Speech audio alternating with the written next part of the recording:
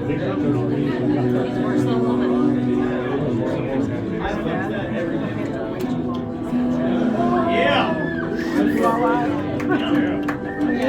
I'm by the.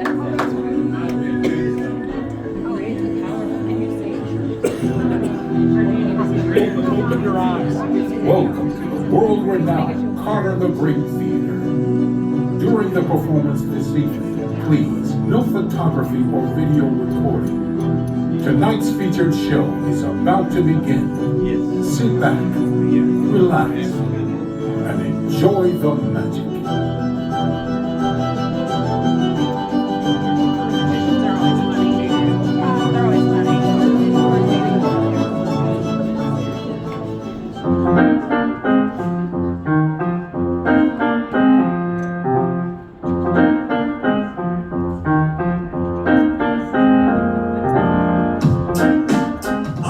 Performer has entertained audiences on 6 continents, from the Hollywood Magic Castle to the London Palladium, with thousands of theaters, cruises, colleges, corporate and private events in between. Please welcome back to the House of Cards, your Chief Impossibility Officer, Joe and Turner. All right, good evening, everyone. Welcome. Oh, it's the early crowd. I love the eager ones. You guys are in for a treat. My name is Joe. I'm so grateful to be back here in Nashville to entertain you all at the House of Cards. My job over the next, 25, 30 minutes or so is to take you on a journey through a couple of different areas in the art of magic to amaze and astound you all using a number of the amazing skills and abilities that kept me from dating in high school. So this is going to be really fun for you and kind of a tragic flashback for me. But we'll get through it together, and therapy at the end for everyone. That's great. When I was a kid, I wanted to learn how to do magic. All the books said you should start by getting some coins, a coin out of your mom's purse or your dad's change. Just put it on the back of your hand. Open and close your hand. See if you can do it without dropping the coin. Starting from the basics: balance, a sense of spatial awareness, getting a sense of how the muscles in your hand work.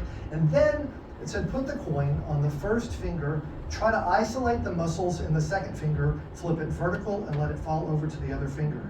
And the book said if you did this with every finger for 5 or 10 minutes a day, over time, it would get smoother and faster and faster and smoother.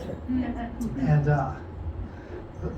the book said if you did it long enough, people would clap.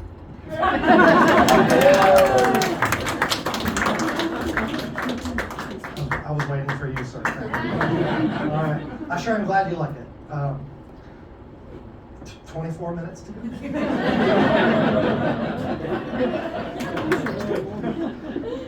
My friends were like you. They were like, well, that's reasonably good demonstration of digital dexterity, but it's not really magic per se, is it? Magic is when something disappears from one place and reappears somewhere else, when it vanishes into thin air and comes back into being elsewhere.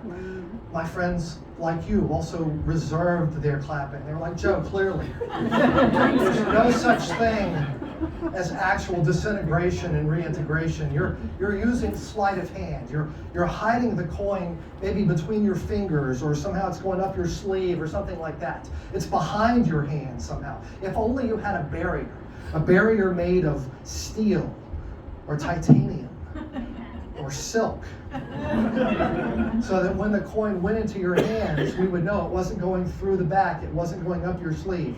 Then and only then, if the coin disappeared, would we know it had to be magic. And that is a pretty good trick, don't you all agree? And that was where it came. That's where it went there. Yeah. So not much action in that. But by the time I got to college, I could make something appear. I got invited to parties. Thank you. I think I found the level of the room. That's okay. There'll be plenty more after the show. Go out and have a drink and enjoy watching Gary and Jason and Mark entertain you with more close-up magic tonight. They are spectacular. Let's get the audience involved in something. Let's work together. Let me start by asking the gentleman in the room. I've been married almost 30 years. It'll be 29 years next month. I know. We'll talk more about that later, but I'm looking for some of the gentlemen in the room who might be wearing a wedding band or even a class ring or a signet ring or any kind of ring that I can just borrow temporarily. Any kind of. What's your name, sir? Rob? Could I borrow your ring just?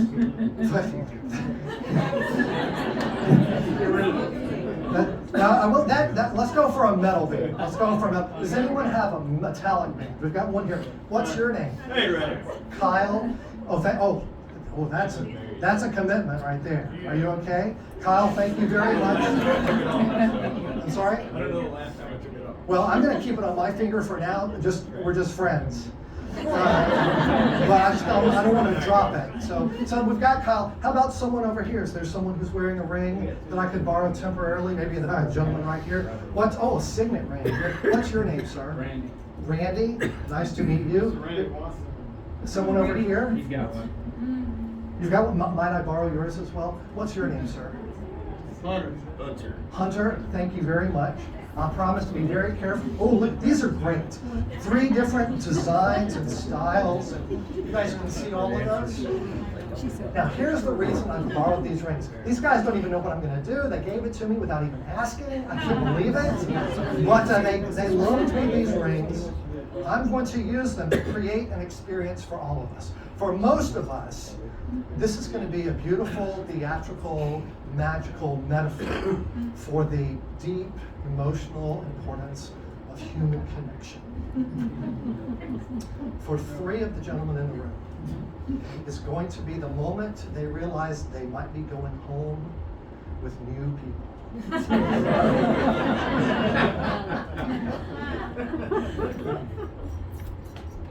Let's just see.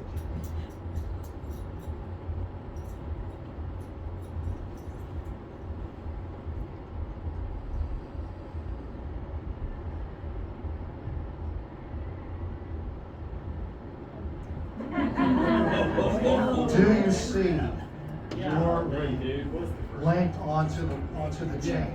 And it was Kyle. Yes. Kyle, I'm going to introduce you to our friends back there later on. And what's your name? Katie. You might need to say hello to these guys too. Okay? So that was Kyle. Who was my next person? It was over here, Randy. Do you see your ring down there? There he goes. And yours is that side over there, Hunter.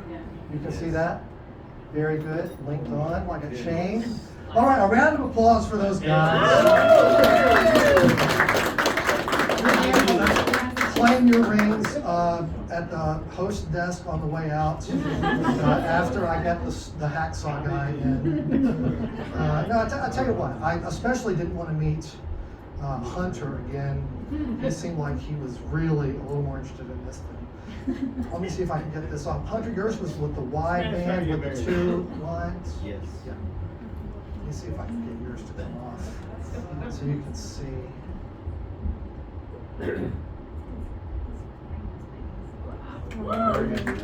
Round of applause for Hunter. Make sure that's back in the condition that it was when we started. We have these 2 guys who are still waiting. Let's see if we can get these off. I'll ask these 2 guys just to stand where they are. Let's try to go through both rings. I don't want to. All right, just so you can see the chain. Randy and Kyle, don't blink. 1, 2, 3. You can see the moment when it comes through. I'll let you take the way you want. And you take that one. They are all exactly the way that they were when you loaned them to me. Round of applause.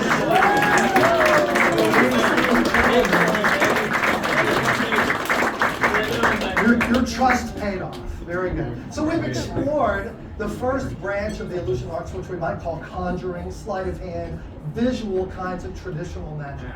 I'd like to go to another branch of the illusion arts now. This is a more psychological branch. We call it mentalism or mental magic, or some people call it ESP, mind reading.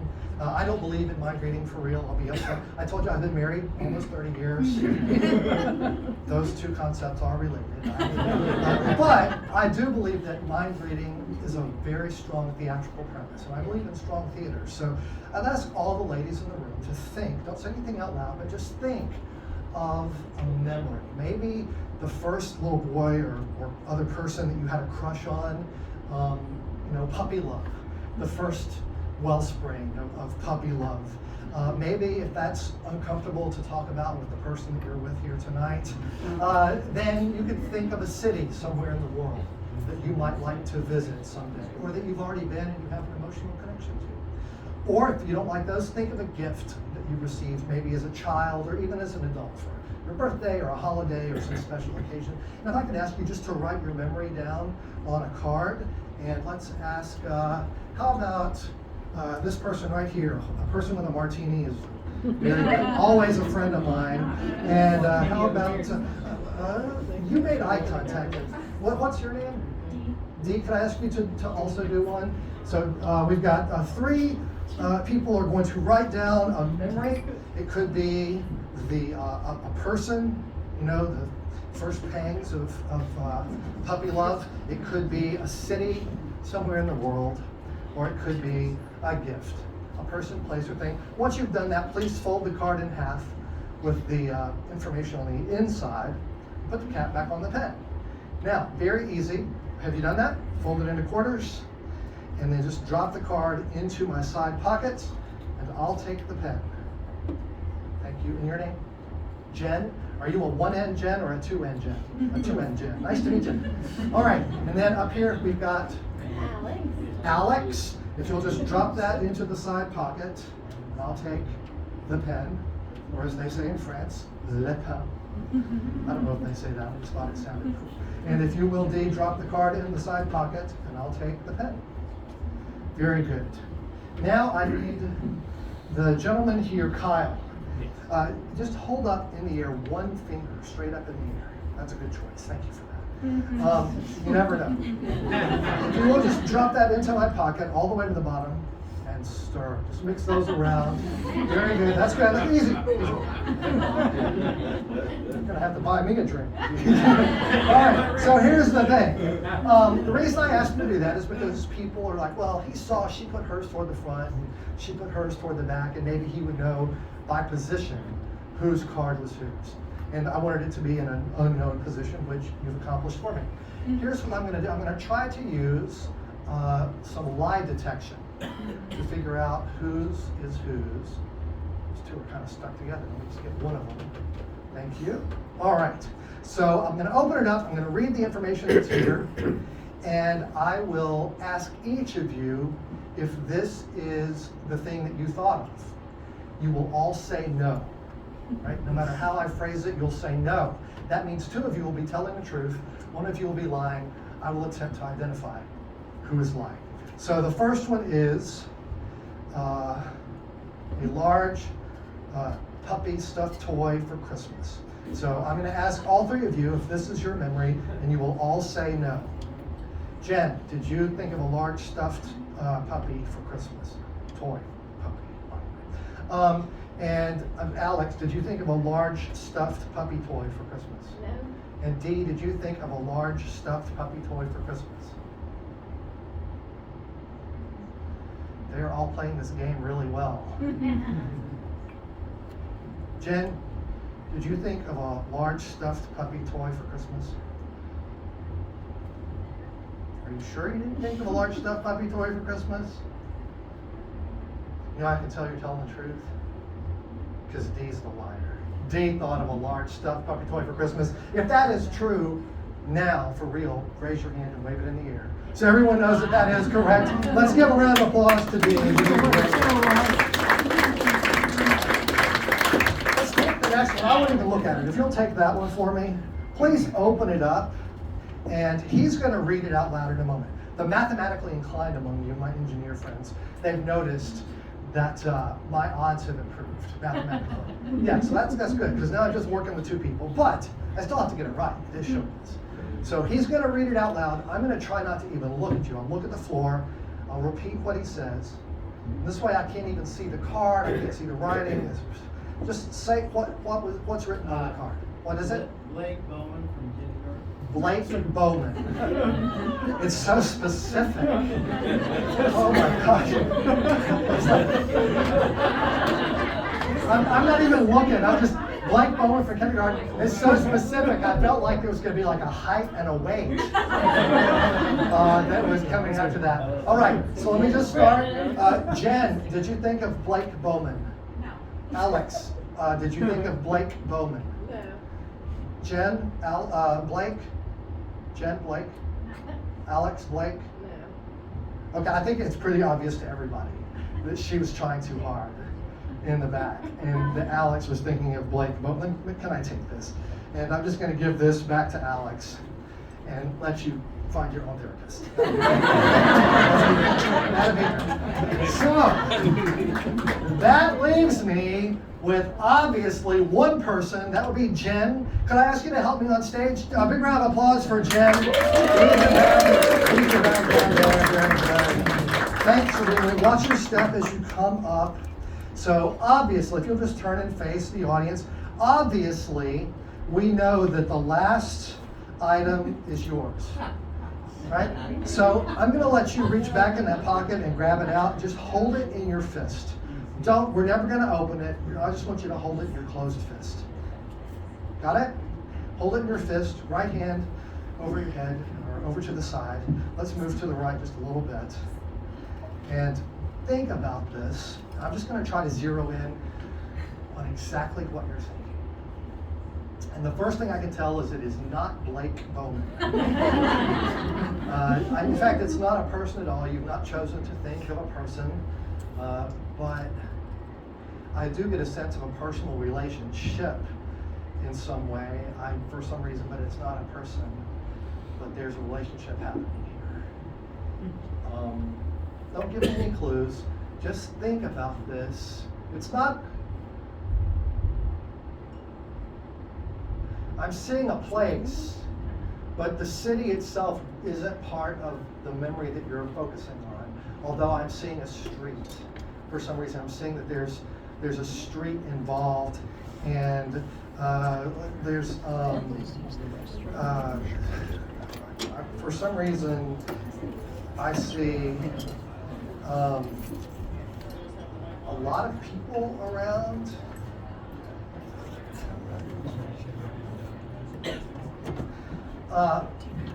This is the first time I've ever had anyone give me one that was this specific and particular outside of a specific name. But this is a very focused memory.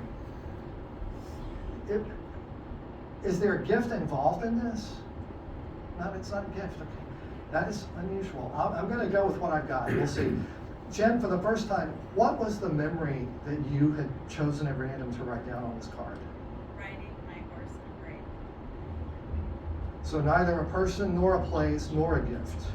But something completely different. Okay. That's okay. I told you it's okay. I don't even believe in mind reading. But I do believe in strong theater. And that's why I wrote Horse in a Parade. That she was thinking of. That's correct. A big round of applause for Jen. You can go have a seat. Holy smokes. Our time is going so quickly. I think I have time for one more illusion to share with you, which is great because I do want to cover the third branch of the illusion arts. I saw someone waving at me. Is everything zipped? Oh no, I thought you were picking somebody. Oh, you want to help us with that? My bad. What's your name? Cam. Caleb? Cam. Like camping. Yeah. Cam? Yeah. Could I ask you to stand up and come forward? I gotta tell you, Cam, I'm taking a big risk because, like, the first lesson in magic is don't pick that guy. On your way up, please bring one of the women in the audience with you. Any of them. Bring them on up. And watch your step. Watch your step there. We'll see how this goes. And Miss, what's your name? Paige, if you'll stand to the left, and Camp, Yes. if you'll stand to your right, my left. All right. The third branch of the illusion arts that I want to cover for us tonight is called escapology, the art of escape.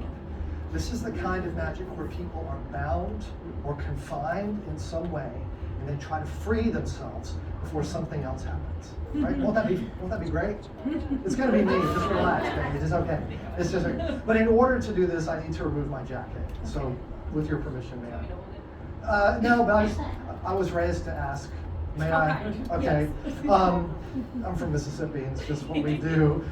Before I take the jacket off, though, please let me remind the ladies in the audience, please do not rush the stage. As the jacket comes off,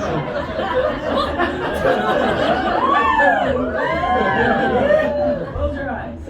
yeah, just, in a moment I'll ask you to hold the jacket in a certain way. You'll put your left hand under this shoulder, and you'll put your right hand under this shoulder, just like you'll hold it like that. Not right now, but in a moment. That's where we're headed. But for now, I'm just going to hang it on. It's like I did it before. I know, it's so weird. Now, in order to do an escape, I have to have something to escape from, and so in this OSHA-compliant House of Cards Magic Escape Kit, you'll hold one end of the rope, and I'll let you hold the other end of the rope. Pull on it, make sure it is what it appears to be, a solid piece of rope. I feel like we've been here before.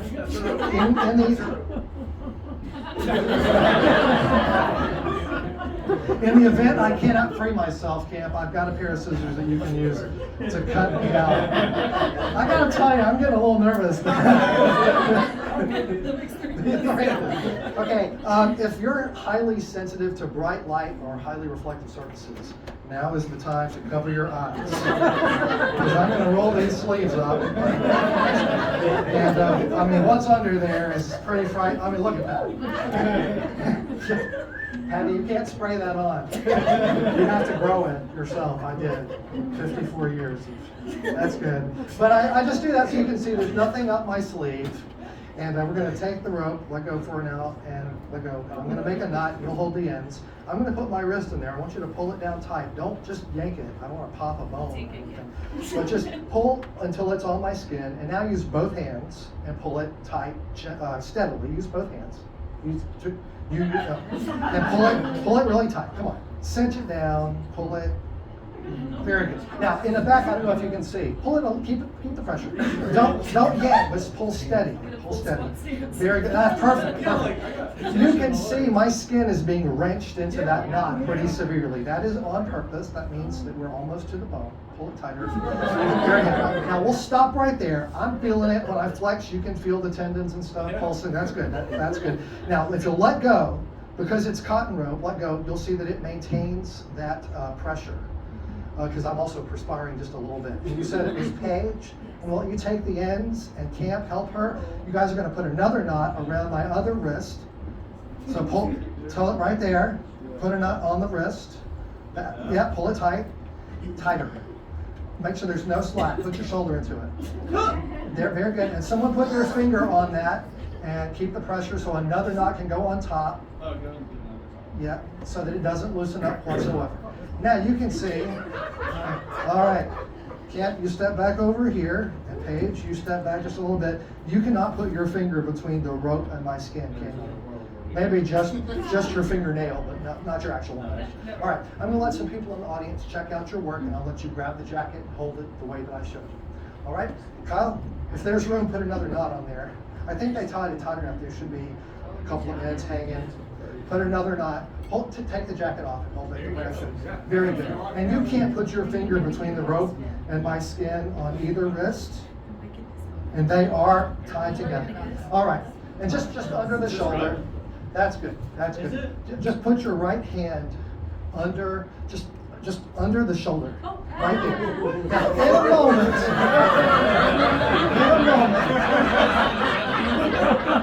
a moment,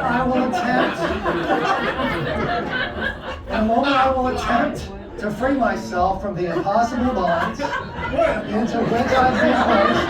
Just raise it up just a little, not all the way, just up like to right under my, just like right there. Turn face forward. Come back over here. Are you wearing a watch? Hold your left hand up so I can see your watch. And are you wearing a watch? Well, we're not going to use your watch. You're just going to hold your watch up for me, okay? Don't go anywhere. Just work with me on this. I won't be able to free myself if I am bound in front of my body. I'm bound in front of my body. So it's going to, oh, thank you. Thank you. I want to see that. To go through my body, out the back. It takes a few minutes. It's kind of messy, but we'll see if we can do it. So, Camp, you're going to just give me on your mark, get, set, go. You're going to give me 30 seconds. All right? And after every 5 seconds, you're going to count 5 and then 10 and 15. So I know where I am. Are you ready? Yes, I count loud. Yeah, just on the 5s. Okay, so on your mark. On your mark, go. set, go. Okay, I was kind of looking for rhythm there, but I may have chosen 5. that seems fast to me. But okay, well, we're going to go for 10. Why don't we just stop at 10 and give them both a big round of applause. They did a fantastic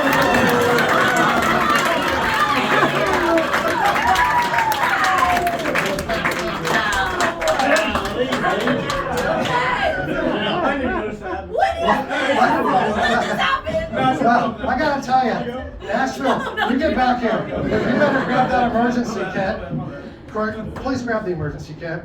I'm not sure what good the scissors are gonna be, Paige, against the cold, hard steel that we find ourselves in. But fortunately, attached to the scissors, if you'll take them out, you'll see that attached to the scissors is a ribbon, and attached to the ribbon is a key. Really handy thing to have at a time like this. You know why, Paige? Because I'm Presbyterian, and this is 5 shades past my record. Give them both a big round of applause. Watch your step going back to your seat. Watch your step going back to your seat. Thank you very much. Holy smokes. Man, Nashville is a little different than I remember, I'll tell you.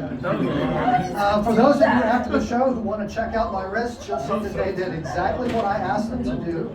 So this you saw, and we have it on all of you are witnesses that I asked them to do this, and they did a fine job. Well, in our short time together, we've covered the 3 main branches of the illusion arts: conjuring, mentalism, escapology. I hope that you have enjoyed yourselves in the Cart of the Great Theater, yes? Well, if you did, my name is Joe M. Turner. I would love to have you on my Instagram and my face, everything, LinkedIn. I'm still on MySpace, it's there. 2 cans with a string, I'm on that. Well, if you liked it, I hope you'll tell somebody about this place and they come enjoy it as well. If you didn't like it, I'll leave you with a little word of advice from my dad. Nobody likes a lot. All right, get out there, go enjoy some. Have a great evening.